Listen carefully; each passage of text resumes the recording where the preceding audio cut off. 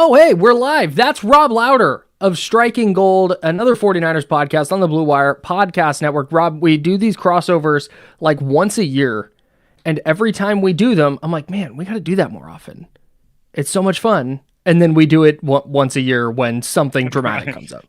I agree too. I always say the same things, but I almost feel like I'm like encroaching on. See, I'm like a solo guy for the time being, so it's easy for me to say, "Hey, let me be the third wheel in your and Chris's relationship." But I always feel like I'm interrupting something. But it's so much fun when we do it. I assure you, you're not. Anytime you want, you hit us up, and you are welcome here on Candlestick Chronicles. You and Striking Gold. There would be some background text like, "Oh, Rob wants to do something again." No. What should we say? What do we say this time? No, not even a little bit. Chris and I don't talk individually. We only talk through group texts. So that's all right. That's just it's 2025. That's just the way things work. I have like 4 group chats with no more than 3 people, and none of them. I get notifications for none of them. They're all silenced. Instantly off. Just looking, I've got 94 texts. I'll see the number when I see it. It'll be fine. I just actually had this recently. So one of my group chats talks a lot of hoop, right? And so I see that this chat is just blowing up. And we're going to talk about the NFL draft, I promise. Sorry, everybody. But this group chat's blowing up. And so I'm going, all right, let's see. Has he got his basketball on already? Yeah, I guess that's 4. What happened this quick? Because it was like 5 minutes after 4. I'm like, what happened this quick that has the chat blown up like this? But I ignored it because I figured it was just hoops related, right? That's usually what the chat blows up about. I go back and I look a while later, and it was like a deep politics discussion about messaging and like all this. It was like, oh my God. Sorry, guys, I just ignored you. Maybe I shouldn't have been here. Maybe I'm glad I missed it. Yeah. So, all right. So what we're going to do today is we're going to go through each day of the draft. So the 3 days, and we're going to pick one player from each day that we think the 49ers are going to draft, should draft, maybe some combination of the two. We're going to go through that. I think I leaned in my picks a little bit more towards who the 49ers are going to draft. Yeah, I think I did as well. So okay, so who they're going to draft. These are basically predictions from me and Rob, one player from each day of the draft. But before we get into this, a player we did not mention is Michigan defensive tackle Mason Graham. And I think that if you kind of surveyed anybody who covers the 49ers or blogs about the 49ers, podcasts about the 49ers, whatever it is, and said, hey, write your like dream selections for the Niners. You don't have to take anything, just who would be a dream selection for them. I think Mason Graham would be one of the top 2 players that people would write down. And it seemed like a pipe dream because he was a consensus top 5 guy in mock drafts leading up to today. Like literally today, Peter Schrager, who puts out one mock draft, he talks to people in the NFL. He's really, really well connected. Like he has aspirations to be a GM, so I think that's why he has so many contacts. But he puts out a mock draft where Mason Graham goes past the 49ers. He goes 13th. And then you've got Matt Miller, also from ESPN. He has Mason Graham going to the 49ers at 11. And who was the other person you mentioned? Ben Albright. He's primarily a Denver guy, but he's one of those guys that you can tell talks to people. And right. every year he puts out one mock draft. And I think he's got a pretty good record. And I don't want to overblow anything like that, but he as well, in addition to all these other mock drafts, had Mason Graham going to the 49ers. So that's where that sort of, I guess, will be separate from our discussion, because if Mason Graham is there at 11, I think you and I are in lockstep that they should make that pick, right? And I don't want to, I'm not going to, I'll let one name remain anonymous because spoilers. It's the guy that you chose. I've firmly been this player no matter what, like a draft day thing. Avonte Mack no matter what. Don't care where the analysts have him ranked. I would take this guy no matter what. And then somebody asked me today, well, if it were that guy or Mason Graham, who would you take? And I was like, well, I would take Mason Graham because I've been operating under the assumption that the 49ers weren't even going to get to sniff him. Like, I didn't even think, even if they wanted to pull off some wild trade up in the first round, I still thought he would be kind of out of reach, for any reasonable price. Yeah, that's what it was like. Okay, if he gets to, or when Abdul Carter had his foot thing, And you Right. go, oh, okay, maybe he slips. Even if the 49ers are going to trade up, I thought, okay, if those guys get to 8 or 9, maybe they jump up. But it seemed like crazy that they would even get that far. And now all of a sudden you've got all these draft analysts. And you mentioned what Daniel Jeremiah said about Mason Graham early in the draft process that, hey, there's a chance he might slip. Right. He just mentioned the fact that he didn't do a lot of the testing. He doesn't have insane measurables in any way whatsoever. His one thing that would stand out among everything else is just the film, the tape, how he played football. He's so sick. Which is crazy to me because you would think the one thing that was the most important that could really drown everything else out is the tape, the guy playing the game of football. But, we've seen it so many times where NFL front offices just overthink things and they allow there's so much time between the end of the season and the draft. It seems like some stuff just gets overcomplicated. And When I was in so many times, guys that are good at football just get devalued, and then they get into the pros, and they're like, "Hey, he was actually good at football. Probably should have taken him." When I was in college, I wish I could remember who this was because it was just like on the radio. It was like on a national radio program, right? And he was a former GM, and he said our draft board was never as good as it was the day before the combine. That makes the a combine lot of sense. Right, the combine starts and you've watched the tape and you've done the stuff, and then all of a sudden it's like, all right, well, we didn't like how this guy worked out, so we're gonna move him down. And all of a sudden you're doing what we just talked about with Mason Graham, where now this really good player that everybody just consensus went, hey, this guy's really freaking good, Right. is now all of a sudden we've got top analysts and top mock draft people saying that he might fall out of the top 10, which, man, if that happens, I think the 49ers should be sprinting to the podium. So we'll see on draft day. We're recording this Wednesday, or excuse me, we're live streaming. I keep forgetting that we're live here on YouTube. Okay, so let's get into this. Day 1, round 1, NFL draft. The 49ers are on the clock at number 11. Rob Lowder, who do you think they're taking? Up until that big giant caveat that we just let off with, because again, if Mason Graham is still there, there's not a single player in the rest of the draft that I think would be worth taking over him. So we've added that. Everybody remember that as we have this conversation. But I went with Georgia defensive end Mykel Williams. Okay, and I don't think it was a coincidence that when John Lynch was asked, when was that? It was yesterday, right? John Lynch Tuesday press conference. Yep. He was asked kind of like what quality they value out of a defensive end, and the very first thing he said was, "You have to be able to set the edge." Which, if you don't know, that just means you're not necessarily focused on rushing the passer in that moment. You are forcing everything inside of you. Nothing gets outside. That is the edge of the field for the offense. They cannot go beyond you, and the 49ers have struggled to do that for quite some time with basically everybody other than Nick Bosa. So Mykel Williams, it starts with him at setting the edge. He is just an absolute powerhouse. And he's only 6'5", 267. I say only because you almost expect by the way he plays that he would be bigger than that. But he holds up super, super well against the run. Super is the best word to use to describe somebody, but that's what I'm going to use. And he is a work in progress as a pass rusher, but at the same time, if you just watch him play in Georgia, it's very clear that he's asked to do a lot. He was moved all over the defensive line. There's so many plays where he just kind of initiates contact and just waits, where he's not, even on pass plays, there were times where he wasn't just flying up the field. He wasn't playing the wide 9 very much. Anytime that he was ever asked to just rush, he actually looked pretty good. He had a few very, very good reps against Kelvin Banks, the offensive tackle. That seems like another player that might go before the 49ers pick at 11. Yeah. I guess the best way to describe it is out of all the prospects that have routinely been paired with the 49ers, they all have these little question marks, little caveats to their game that you're not exactly sure are going to work out. I think Mykel Williams has the fewest question marks. Like, exactly what you're going to get.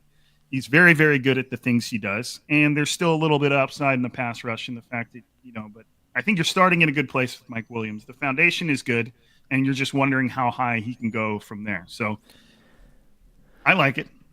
Yeah, the floor is definitely higher than I initially thought with Mykel Williams for sure. Like there's a player, Shamar Stewart, is one of those guys. He's kind of a polarizing prospect, right? Where he has all the measurables, he does all the stuff, his athletic testing is crazy. But then you watch the production and you watch him play and you're like, man, I don't know if he's actually good at football or not. Like he might just be Tough to big say. and athletic.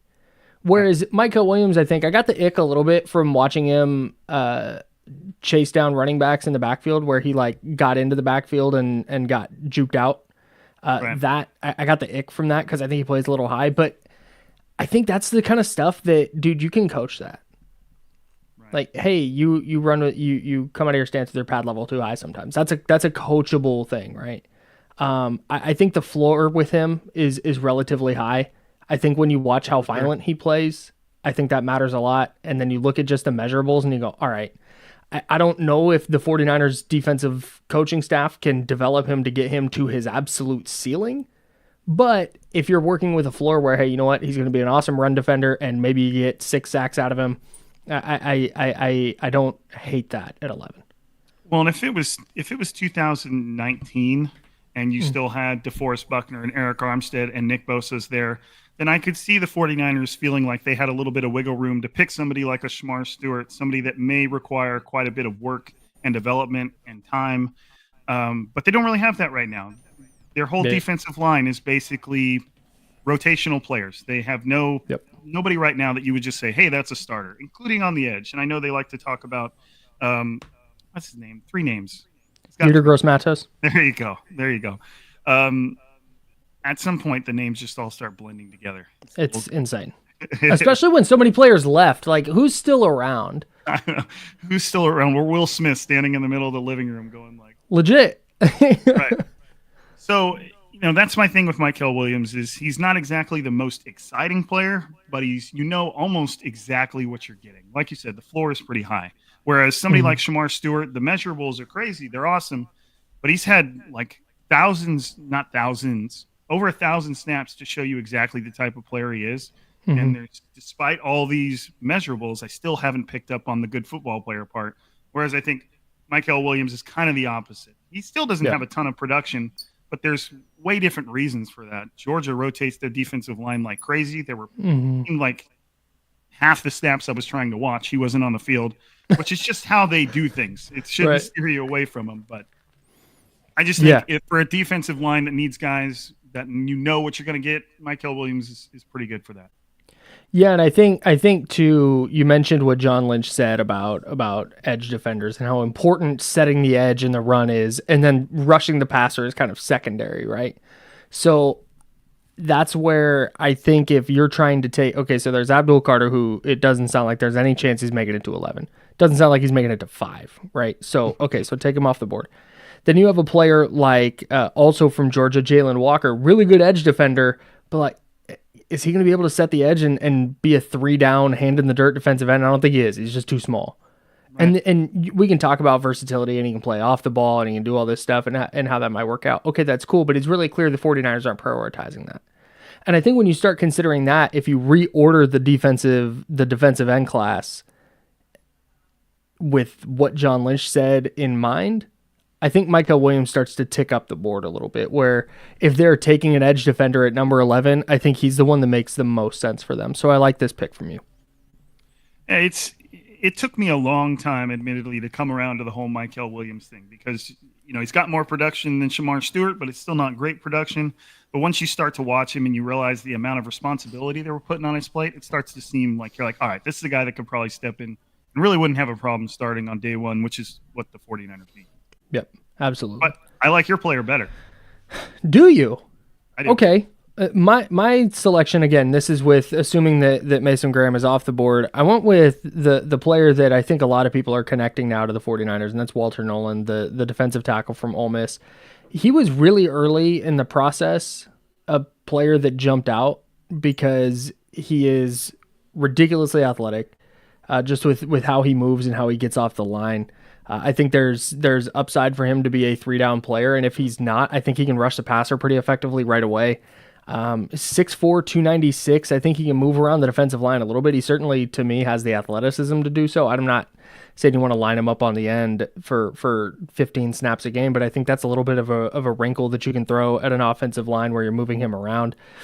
The floor is pretty low here to me, though. Like with Michael Williams, I think Michael Williams is going to be at least an okay player, right? Like remember Cleveland Ferrell with the 49ers? Like Right. Cleveland Ferrell was just a rock solid player. Yep. So maybe that's his like floor. That wouldn't be great at 11, but I feel like Walter Nolan's floor is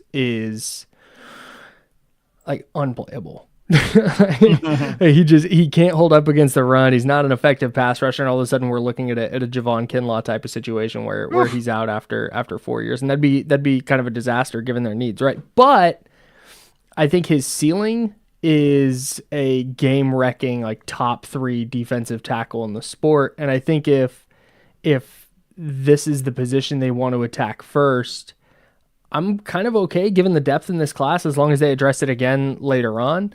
I'm kind of okay with the depth in this class betting on a ceiling at 11 because I think Walter Nolan's ceiling is that high. I agree. I mean, again, Walter Nolan he was my Walter Nolan no matter what player. He's the name on the green thing. Like I think he is so good, and you hit the nail on the head already. He seems like more than any other defensive lineman in this class has the potential to just become an absolute game destroyer. Yep. Like some of the stuff he does is just like freaky. Like you like, dude, he just chucked that 300-pound dude to the side. Like it's insane. He puts together the freakiest, like, oh my gosh type plays of any defensive lineman in this draft. Earlier, when I mentioned that I was asked about him versus Mason Graham, I said Mason's floor seems much, much, much higher, but maybe Nolan's ceiling is a touch higher as well. So it kind of saying the same thing you're saying. Like, I think somebody like Mason Graham, who again we're considering up until like today a top 5 prospect. The floor with him is like you almost know exactly what you're getting out of that guy. Whereas Walter Nolan, you've heard little tiny things about his character. Why did he switch schools so much? I've heard that was basically just chasing NIL type of thing, which is hey, whatever, man. Go get your money. Get your bag. He's young. You've heard things about his maturity, but again, there's like nobody that puts together the plays that he puts. And you're like, I don't care that he's ranked 20th on somebody's big board. Like he is exactly what the 49ers need, like to the T. Yeah, Kyle Posey from Niners Nation posted a clip today because somebody said they said that Walter Nolan got all of his production against teams like Central Michigan and Albany or whatever, and Kyle Posey put together an 8-play cut up of him torching Georgia. And who's going to have 4 offensive linemen drafted on Thursday and Friday and Saturday. So he's an awesome player. He had so many plays where you're like, he was in the backfield so quickly where you go, did he fall? Did he jump off sides? Like, he might have jumped off sides. He got back there so quick. He's just, man, when he's on, he's really, really good. He's really, really fun.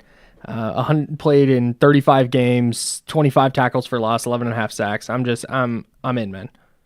Yeah. He's like the only player in this draft class, at least the defensive lineman, where sometimes I just stop and I'm like, damn. Like this guy is really, really good. And I don't see him as being that risky of a player. You know, I think that the character stuff might have been you have to say something about somebody. And at some point they're not going to be a squeaky clean prospect. And it's not dramatic to me. No, you know, like, there are other players that even have been associated with the 49ers that have, I'm not going to name names because I don't want to just be that type of, I don't know. That have genuinely horrible stuff. And you're like, let's just not do that. Let's avoid that stuff. Nothing like that. Again, could be the freak. And that's another thing. We keep saying it too. I've seen in so many of his scouting reports has the potential to be the best defensive player in this draft class. And I'm like, sign me up. I'm in. I think that's okay. Yeah, you'd take that for sure. Let's move on to day 2. So that'll be rounds 2 and 3. Who's the day 2 prospect that you've circled as like, you know what, the Niners are walking out of day 2 with this guy? I went with Chris Paul Jr., linebacker out of Ole Miss. Oh, dude, he's the best. He's sweet, man. He's sweet. I mean, I guess 6'1", 225 pounds is undersized now, but it's fine. He doesn't matter. You can tell that he is fully aware of what size he is. He looks like he could put on weight too. He took a picture with Fred Warner when he was at the 49ers facility and did not look small at all. And you could tell that he's aware of what size he is. Like he can take on blockers, but he does some weird Batman type or Spider-Man type moves where like all of a sudden the blocker was there and now he's on the other side of him. And it's just, he's an impressive player. He seems very intelligent. And it's become obvious that the 49ers defense, I mean, you could probably say this about every NFL defense, but the 49ers are a different beast when they have two really good linebackers. Yep. What a revelation. If when you've got two linebackers, you're better, but they obviously have to get that. I think after what happened to them last season, it might have just scared them stiff and they should be, but we got to get a linebacker this draft. It wouldn't surprise me if they went linebacker in the second round. I think Chris Paul is more of a third round guy. I can't even remember the context of it. I had a weird dream like 2 days ago. This is when you know you've gone too far, where I was watching the draft and it was what do the 49ers have, 75? Yeah, 75 and 100. Yeah, it was 75. And as the guy was reading the name, I read out loud, I was like, Chris Paul Jr. And as I said it, it popped up on the screen. This was all in my dream. And I was like, and I turned around, I was like, see? And so when I woke up, I was like, all right, I guess they're taking Chris Paul Jr. I've seen it. It's going to happen. Pick 75. And maybe it's at 100. I don't know. But I was like, if I'm dreaming about the fact that this is who the 49ers are going to take, and it's not like I've sat there and gushed over Chris Paul Jr. to the point where I'm having dreams about him. It's just like that dream happened. I have to honor it. And I have to believe that the 49ers are going to take Chris Paul Jr. in the third round. Yeah, you can't not make that pick now. You've got a full commit. I respect that a lot. Yeah, if they're out on Jalen Graham and D Winters and Tatum Bethune, or not necessarily out, but just unsure. Right. Chris Paul Jr. to me is the type of player. You're right. His size shows up a little bit here and there where he gets just kind of knocked off his spot, and that's not great. But man, the athleticism really stands out to me. And I think if you get him in a system with Robert Saleh, and I know they still miss D'Amico Ryans from a just developing linebacker standpoint, but I think Robert Saleh being back in the building is going to do wonders for that linebacker room. And I think if you start looking at who can be a close facsimile to what Dre Greenlaw was on the field, just athletically, from an aggressiveness standpoint, from how quickly, I don't know if this is just a matter of his size and having to figure out how to be successful with his frame, but I feel like he diagnoses run plays so quickly, and there are so many reps where he's just not even getting touched. There'll be a screen where there's like guys who are he got him dead to rights and he slips past him. So I'm a big fan of Chris Paul Jr. It took me a while to get there, but he is a really, really fun player who, if they're out on D Winters or any other guys, I think Chris Paul Jr. has as good of a chance as any linebacker in this class to step in and start on day one. Yeah, he's a smart dude, man. You can tell by the way he drops back into coverage. You can tell by the way he's you can tell he realizes what he is, and he's found ways to work around it. He probably should have had like one or two more interceptions last season. I think he dropped a couple of them. There was even one where he did have an interception where I think he was interviewed leading up to the draft recently. And he was like, yeah, I wasn't supposed to be there, but I kind of like read the play a little bit. And so I got in trouble for not being in my spot, but I got a little sticker for getting the interception. So you could tell the guy understands what's going on behind him. He's really good in coverage. Dre Greenlaw was really good in coverage. Yeah, it matters. And it's everything today, man. I don't think really linebackers that aren't at least acceptable in coverage really have a place anymore. So I say this a lot, but it bears repeating for the purposes of this conversation. So much of the 49ers really good defenses over the past 5 or 6 years, we've focused so hard on the pass rush.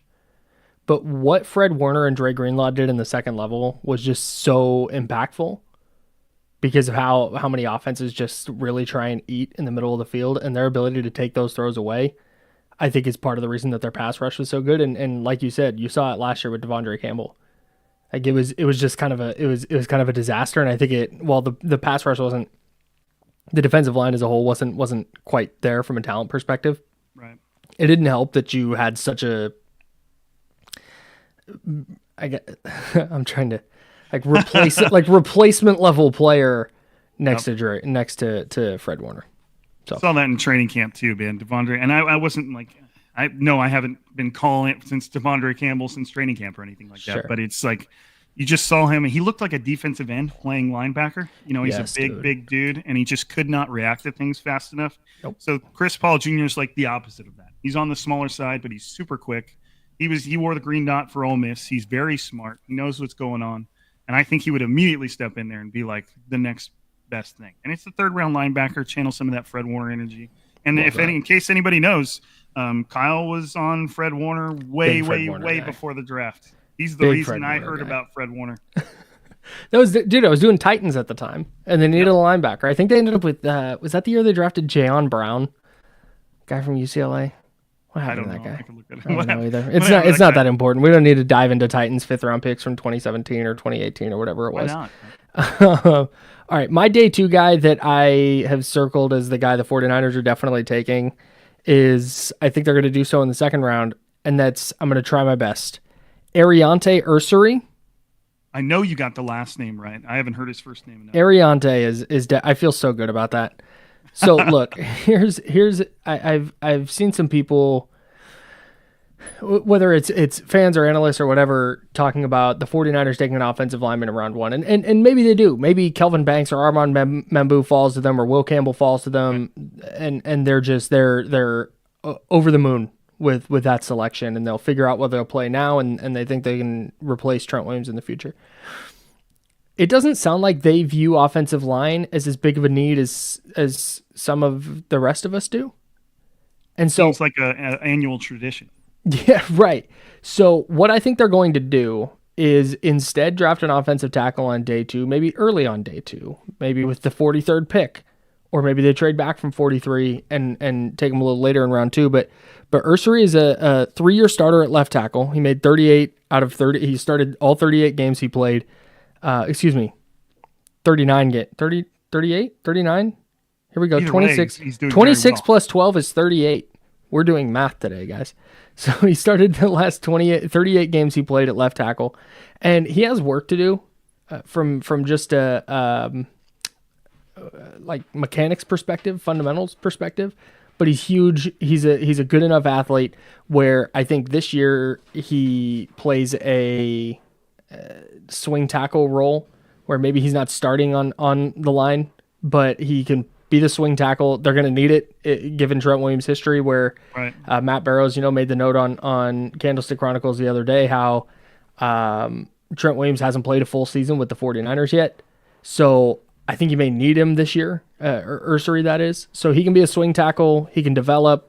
And then in a year or 2, I think he might be ready to take over for Trent Williams. And if you're finding your long-term left tackle in the 2nd round, that's a steal. So it fills the immediate need of swing tackle with the upside to eventually be the starting left tackle. Yeah, I like it a lot, man. I think that it's just a premier position. You know what I mean? Like if you're drafting a serviceable tackle in the 2nd round, you've done something right. And I don't know what the drop-off is between Ursary and whatever the last tackle that goes before him, let's say Josh Connerly, but he looks good, and all of his scouting stuff is good. His PFF grades are good. He's good in the pass. He's good in the run. He's a big dude. I don't know if the 49ers could consider him at left guard if they wanted him to play immediately. It could be, he's a big dude. It's not necessarily ideal.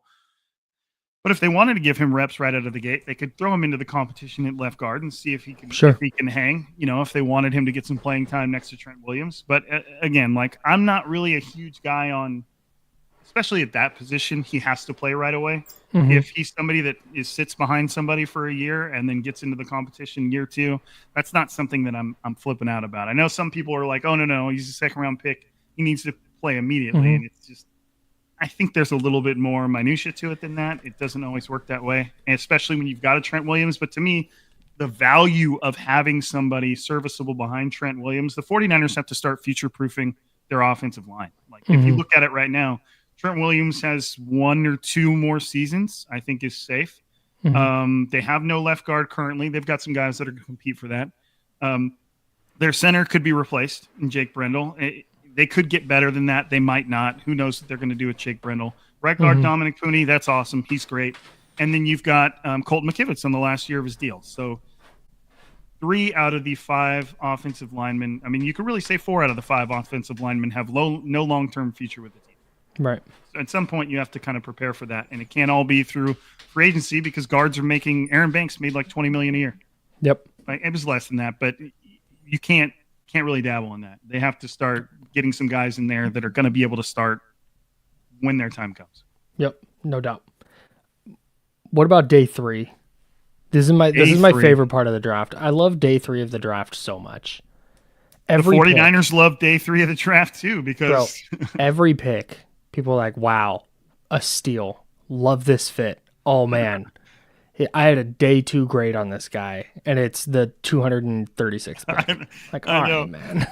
So your big board was this guy, and then like 100 players that had been taken since, and everybody was just ignoring him. They were so far beyond that guy that they forgot he was up there. And finally, somebody looked at the top left, and there was like, "What about this guy?" And everybody's like, God. "Yes, that's the one." Yeah. He's the day 3 is awesome. What's weird is not too many pods ago I did and everybody does this. I looked at every single pick John Lynch and Kyle Shanahan have made, and it's obvious. It's self-evident that the draft picks in the first round have the highest chance of success, and then every round you go down after that, the percentage. And actually, I think if I wanted to give it a very loose percentage, the percentage like cuts in half every round. I think it's loosely like the first round, 50% of the players have a chance of like kind of working out. Then it goes down to 25. Then it goes down to like 12. Then it goes down to so in the 5th and 6th and 7th rounds, like the odds that you're going to hit on a good player are not great. But for some reason, the 49ers have done that far more consistently than they have in day 1 and day 2. I don't understand it. It doesn't make sense, but they did it. They were way better in day 3 than they were in 1 and 2. Do you know what? I think, and again, I don't know. I'm not obviously in the room with Kyle Shanahan and John Lynch, but I think it's because when they get down to that point of the draft, they're like, "Can he play football for us? Okay, cool, take him." Right. And I know that sounds, and I know whereas in the earlier rounds, they're really trying to like, okay, we have this specific idea for this specific player to fill this very specific need. To hell with whether he's good or not. We think this guy fits this exact thing. And and we joke on this podcast all the time about how, hey, just draft good players. And it sounds silly, right? And it's supposed to be kind of silly, but I also, like you said earlier, I think that gets lost sometimes. As teams get fancy, or they interview a guy, they read into something, whatever it is. I think on day 3, I think the Niners are just very good at being like, yeah, that guy's a hooper. That guy can play. Let's go get him in the building. And to hell with everything else. Out. Right. It does. I remember the same thing happened with Derwin James. I remember Derwin James for like years was considered the like number 2 or 3 best prospect in that draft. And then we got to, again, like you said, the pre-combine stuff. And I can't remember where he fell to the Chargers, but it was way less than he should have been. And then lo and behold, he was good at football still. I don't know. It's just weird. It's weird. Day 3, okay. So day 3 obviously opens us up to anything happening in the 4th, 5th, 6th, or 7th round. Right. I went with tight end Jalen Conyers out of Texas Tech. All 3 of my picks, I didn't feel like I was stuck with this, but all 3 of my picks were guys that the 49ers brought in on top 30 visits.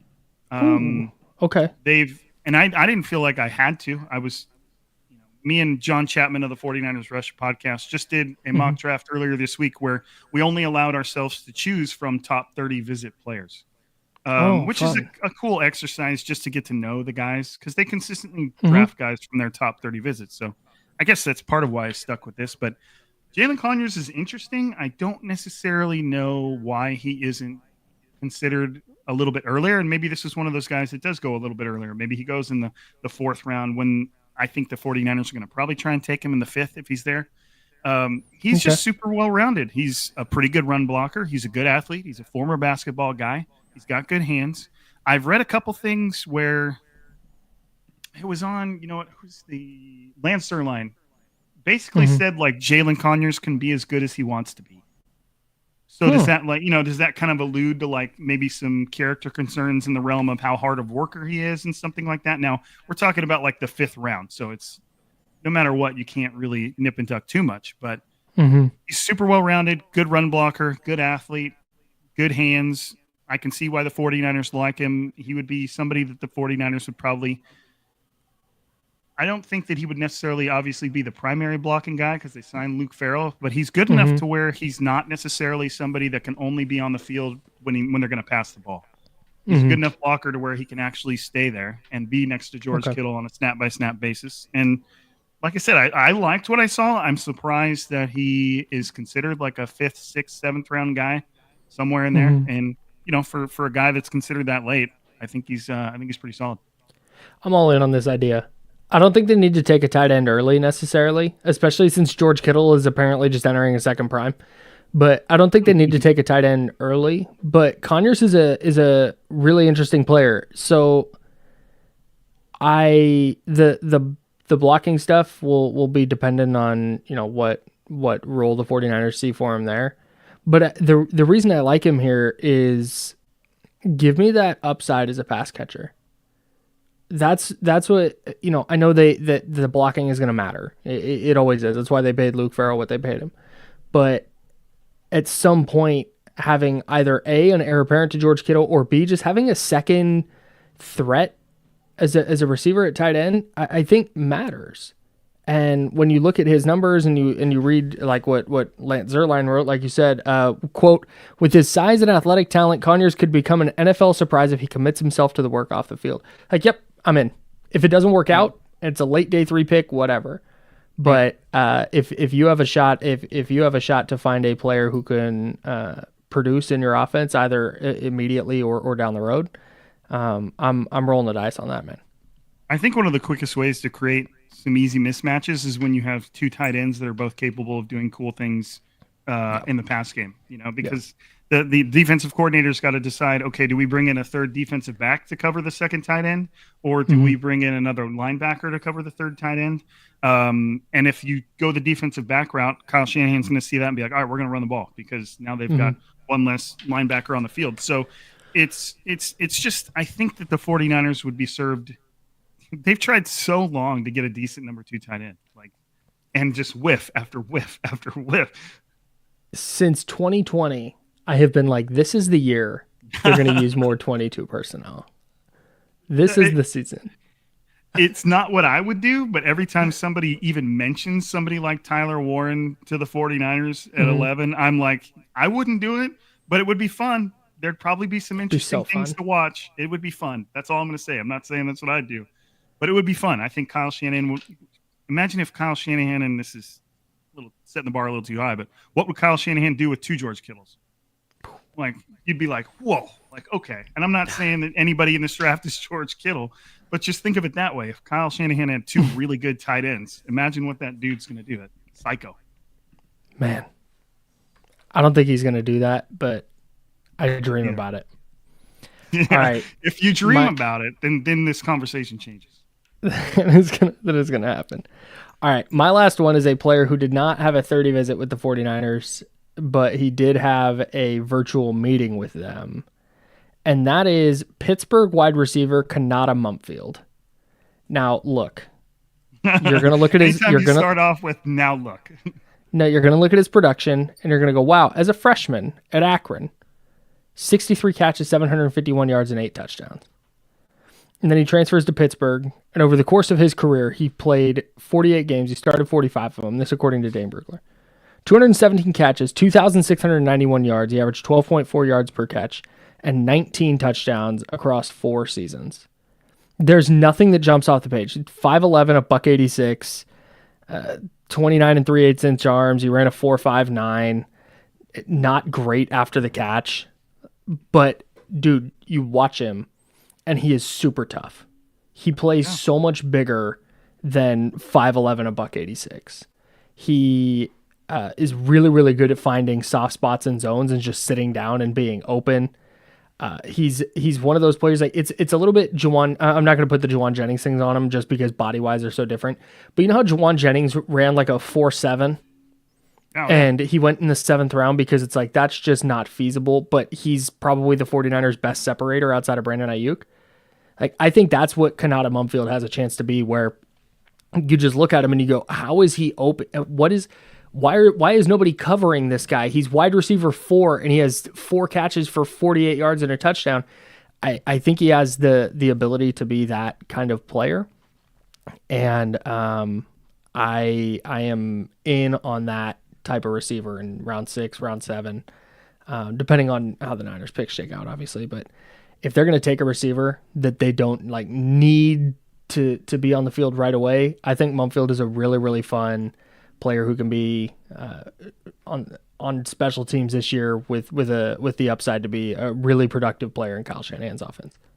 You know who he reminded me of in former 49ers receiver land is Kendrick Bourne. Yes, that's really, really, yes. He's a team captain. Man, I loved watching him because again, so Justin Mello, who does a ton of great work for the Draft Network, always reports anytime a player has a virtual meeting or a bowl game, what's it, like a all-star game, a college all-star game meeting, he always report. And so anytime I'll just throw him on and just watch and like, oh, okay, let's see what's happening. And most of the time it's like, I'm unmoved. With Mumfield, it was like, I could see Kyle. Yeah, I could. Yeah, I'm a harsh grader. No, I watched Mumfield play football and I went, oh, that's a Kyle Shanahan dude. Like nothing jumps out. Like, man, he's not super fast. He's not, but dude, he's just open right all the time, and he just runs some sick ass routes. Like some of the stuff in his route tree is crazy. So I'm all in on Kanata Mumfield as a 49er. One of my favorite NFL wide receivers that was also on the 49ers for semi-short stint is Anquan Boldin, who probably towards the end of his career probably ran slower than a 5-second 40. Mm-hmm. I mean, he was also a big dude, but it was just so fun to watch him play the game because he wasn't fast at all. He was at the tail end of his career. But if you can run routes and you understand what a defensive back is being told to do on that play just by their body language and their alignment, you can still get wide open. Yep. Like I know that everybody focuses on speed, but I mean, Brandon Ayuk is not a fast receiver. He's like a 4-5 guy, but he can get wide open because routes they're not everything. You got to be able to catch the ball, that good stuff. But if you can get open, then you can succeed in the NFL. Like that's it. And it doesn't have to be with speed. And I saw a lot of that in him, man. And when I first watched Kendrick Bourne as a priority free agent addition, and I'm not patting myself on the back, I watched him in training camp and I was like, I really like this dude. I think he is going to make the team. And there's little things that receivers do where you watch them, like how do they catch the ball? How far away are their hands from their body when they catch the ball? It tells you, to me, it's always like a confidence meter. How far away their hands are from their body tells me how confident they are that they're going to be able to catch it. Yep. Kendrick Bourne was always a hands way away from his body type guy. And this guy has a lot of that. He's not fast. He's not big. Neither was Kendrick Bourne. But Kendrick Bourne had a great personality. Obviously, everybody in the locker room loved him. Kind of see a little bit of that in Mumford. And is it Mumford or Mumfield? Mumfield. Mumfield. That's what I thought. Okay. Correct myself. And whether it's the 49ers, as much as I think people, there's a big shining bright example on the roster to the contrary of this, but I don't think people like 7th round picks, especially late 7th round picks. But what they kind of are is, okay, who are our absolute best guys that we were going to call as undrafted free agents? Yep. Like who were the guys that we knew we just had to have, and that's when you take them. And worked out with Brock Purdy, okay. But I think that the fact that the 49ers have those 3 late 7th round picks would be a good spot to take like this guy if he makes it that far. They might have to go there earlier, but rather than sweating if a guy's going to choose you as an undrafted free agent, you just bam, there you go. And it wouldn't surprise me if the 49ers went with somebody like that. Yeah. Because Kendrick Bourne was an undrafted free agent. You think a guy's going to become an undrafted free agent, you just take him there. Yeah, man. Especially at receiver. And again, this is assuming they've done everything else they need to do from and although if you're taking a defensive lineman in the 7th, you're not super banking on him, but assuming that they don't view wide receiver as a need, like, hey, we need a productive player this year. Taking that late round flyer is something I'm in there. Somebody needs to distract Kyle Shanahan maybe during the first couple of days of the draft, like just ask him if he wants to go on a walk or something so that they don't end up with a wide receiver or running back in the 3rd round or something. I mean, I wouldn't hate it, but over or under pick 80.5 for when they draft a running back. Oh man, I guess I'll go under or later? Later. So over. Over. Okay. Yeah. In terms of So like numbers, 100, if they pick a running back 100, that'd be over. yeah, I'll go with the over. I think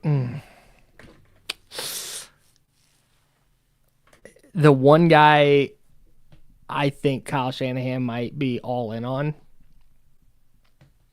and again, that's the purpose of this exercise. I, for the first time, because I did not do a ton of work on the running back class, just because I never really do. I should, because of how often I take running backs early. Which is stupid because I do the same way, and the 49ers are like, ha ha ha, here's another one. Yeah, here's the fourth ranked running back, and I was like, oh my god, I didn't even look. Caleb Johnson from Iowa is awesome. He is name a lot. Yeah. He is so sick. And if the 49ers go to the podium and if he's there at 75 and they're like, yep, this is what we're doing with the number 75 overall pick, I wouldn't be mad, even a little bit.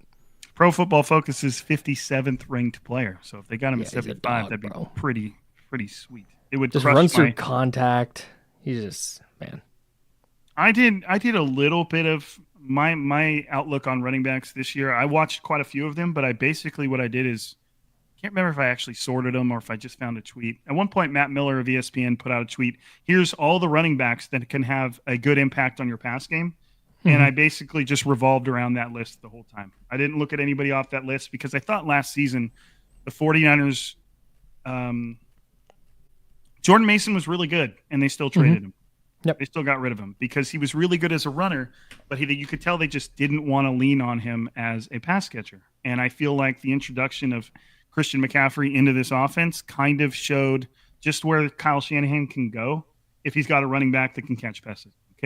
So I was like, I'm not even going to entertain running backs that don't catch passes anymore because it became such a integral part of Kyle Shanahan's offense. It just looked weird when Christian McCaffrey wasn't out there. So there's some good ones though. Yeah. There's quite a bit of pass catching guys, and a lot of them can be had in like the 5th round. No doubt. That's why I'd probably go over 80.5 on the running back thing. I also like last 4th round. They got two in the 4th round. That seems like a running back area. Last prediction for me. I don't think they're trading down in round 1, no matter how many times people say they should. And I think they want to. No, I think they want to. I think if Denver, I think Denver's at what, like 20? If Denver called and said, yeah, hey, we'll give you 20 and a 3rd round pick and something next year, I think they would do it. But I think what's going to wind up happening, my headphones just went out, so when you talk, I don't know if I'm going to be able to hear you, but we'll try and fix that on the fly. It's cool.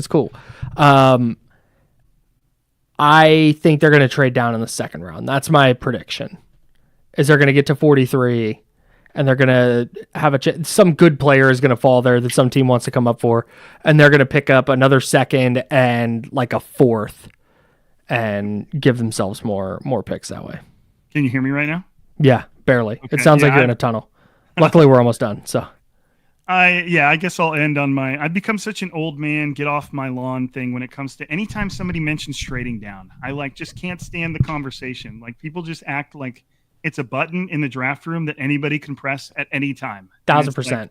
And it's like, trade down, cool. Some other team's forced to come up and draft where you're drafting, and you take their spot, and you get an extra 3rd rounder out of it. It's like such a great deal.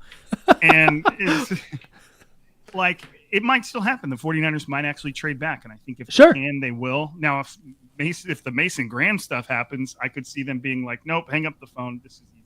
Yeah. But, I think they would love to. It sounds like a lot of teams would love to. This just doesn't seem like a draft where there's going to be somebody screaming at teams to trade up for them. Maybe if Ashton Ginty just falls and the Broncos are like, get on the phone, but I just don't see a lot of like really high profile blue chippers that people were like, let's go get him. Yeah. Yeah. And I think if the 49ers aren't the only team looking at this class and going, you know what, after like the 10th guy, it's all just kind of one tier of player for the most part. Yeah. What's your flavor? They're not the only team with that idea. So like you said, maybe it's Genty, maybe it's McMillan, maybe it's Warren. Maybe someone falls there and they're able to trade back. But my guess is they stand pat at 11 and then trade back in round 2. That's my and your prediction. Guess at 11 is Walter Nolan. Yes. I like it. As of now. Yeah, as of right now. As of right now. I mean, yeah. We don't need to get into that. We already just recorded a pod in which we got. If you want to know Rob's thoughts on Walter Nolan, listen to this podcast. Yeah, right. Will not repeat. Striking Gold is a podcast available wherever you get your pod. Subscribe, rate, review. That is Rob's pod. Of course, Candlestick Chronicles. Subscribe to the YouTube channel. Just search Candlestick Chronicles on YouTube, or you can type in youtube.com/@Candlestick Chronicles podcast if you want to do that. But search Candlestick Chronicles on YouTube. We're right there. Subscribe, hit the little notification bell so you're notified when we go live. This is the first live broadcast we've done in months. I can't remember the last time Chris and I went live. So this was very fun. Rob, appreciate you very much. And Striking Gold, and shout out Sun Cal Faithful forever. And it existed. Only the OGs know. And I think that's all I got. Thanks for listening. Do you have anything that you want to say on your way out? No, you just... Okay. I can't end it any better than that. Okay, great. Goodbye, everybody.